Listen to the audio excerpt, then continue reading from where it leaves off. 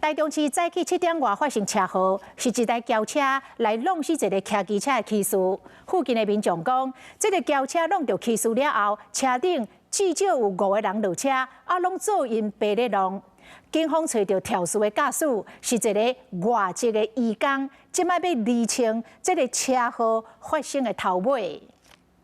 伫台中市北屯区的这个路口，乌色的轿车为外面的正边出来，行到路口的时，道边出现一架机车，为轿车的道边弄落，弄甲真大力，机车的零件三角满四过，骑士当场倒伫涂骹。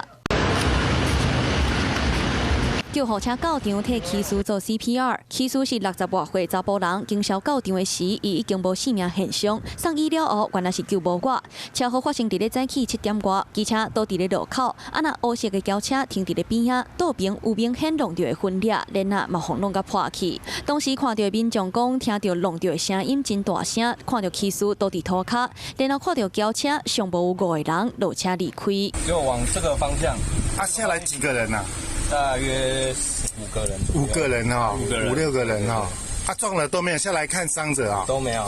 警方根据车的登记资料找到车主，车主敢若是移工，伊讲车是借互朋友开的。我的。你的谁开你的车？朋友。你朋友呢？朋友嘞，驾驶是谁？叫他过来啊。 警方巡线真紧就找到肇事驾驶，调查发现伊是移工，若无驾照、居留证嘛已经过期，也就是讲是失联的移工。 那时候为什么要跑哈？你是撞死人吗？你车上有多少人？